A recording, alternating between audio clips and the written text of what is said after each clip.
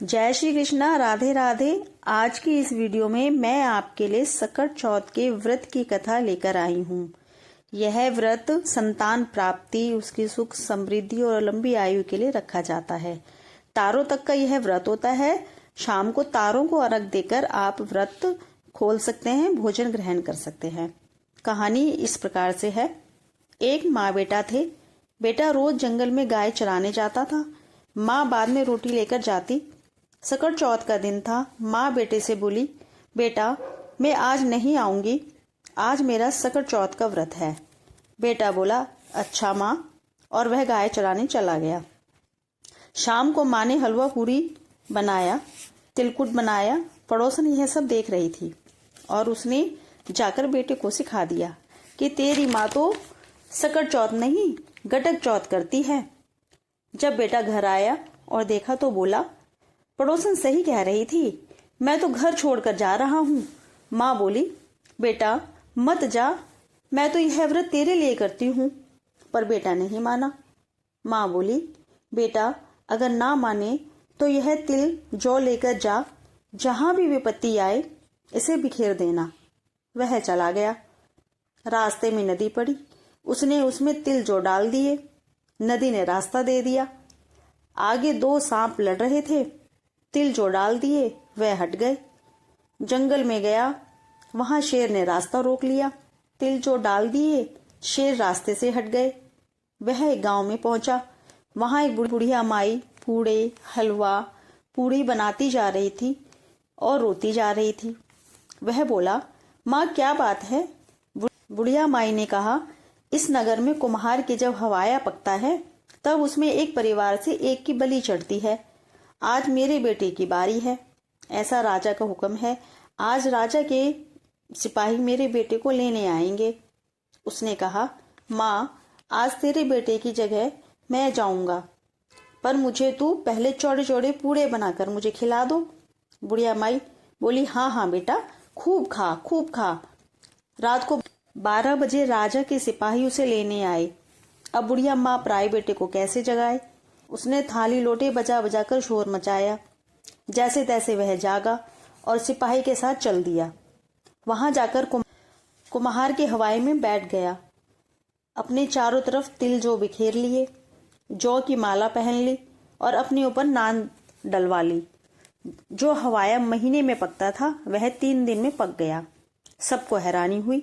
सब कुम्हार वहां से बर्तन उतारने लगे। जब कुम्हार वहां से बर्तन उतारने लगे तो आवाज आई, हौले भैया धीरे भैया, हौले भैया धीरे भैया। सब डर गए, भूत भूत चिल्लाने लगे। और जब नांद हटवाई गई तो वहां राजा का कुंवर सा बैठा था। उसे राजा के पास ले जाया गया। उससे पूछा, तू कौन है? वह बोला, मैं बुढ़िया का बेटा। राजा बोला, तुझ में तो बड़ी कला है। वह बोला, कला मुझ में नहीं, मेरी माँ में है, वह मेरे नाम के व्रत करती है। राजा ने अपनी बेटी की शादी उससे कर दी। एक दिन राजा की बेटी अपने पति से बोली, हमारा कोई घर परिवार नहीं है क्या हम वहां चलेंगे? तब वह बोला, हाँ मेरी माँ है। दोनों राजा की आज्ञा लेकर चल पड़े। राजा ने उन्हें बहुत सा धन देकर विदा किया। जब वह गांव में पहुंचे तो गांव वाले बोले, बुढ़िया माई तेरा बेटा आ गया, बहुत सा धन दौलत लेकर आया है। बुढ़िया बेटे के गम में रो रो कर अंधी हो गई थी। बुढ़िया बोली, मेरा बेटा तो कहाँ है? उसे तो तुमने गांव से निकाल दिया है। अगर वो मेरा बेटा है तो मेरे नेत्रों में ज्योति और छाती से दूध बहेगा। जब बेटा माँ के पास पहुंचा तो बुढ़िया माई की आंखों में रोशनी आ गई और दूध की धार सीधी बेटे की मूछों पर जाकर पड़ी। बुढ़िया माई ने झट से बेटे को गले से लगा लिया। बेटे ने भी माँ से माफी मांगी, मैं तो पड़ोसन की सिखाई में आकर घर छोड़कर चला गया। फिर सब प्यार से रहने लगे। जय हो सकट चौथ माता की। जैसे पहले आई वैसे किसी ने मत आई हो, जैसे बाद में आई वैसे सब किसी को आई हो। साल में 12 चौथ होती हैं। 12 चौथ ना करो तो 6 करो, 6 ना करो तो 4 करो, 4 ना करो तो 2 चौथ अवश्य करो, एक करवा चौथ और एक सकट चौथ। जय हो चौथ माता की। ये कहानी 2 दौरानी जिठानी की है। आओ इस कहानी को सुनते हैं। 2 दौरानी जिठानी थी। जेठानी अमीर थी, दौरानी गरीब थी।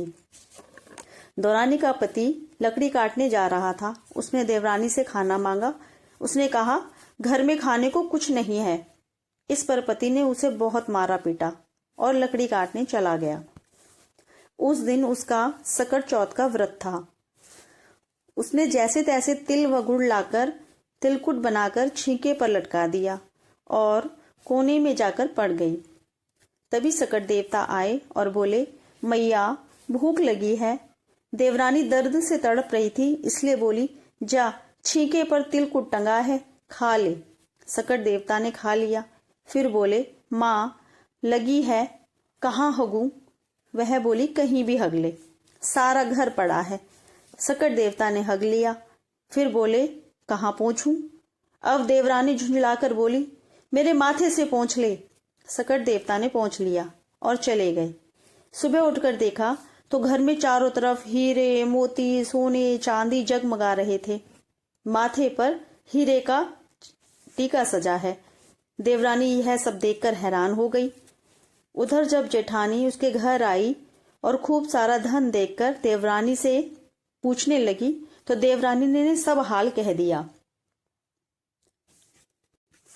अब जेठानी ने घर आकर अपने पति से कहा, तुम मुझे मारो पीटो। वह बोला, तुझे किस बात की कमी है जो मैं तुझे मारूं? पर वह जिद करने लगी तो जेठ ने उसको खूब मारा पीटा। इसके बाद जेठानी ने खूब सारे पकवान बनाए, बनाकर छींके पर लटका दिए।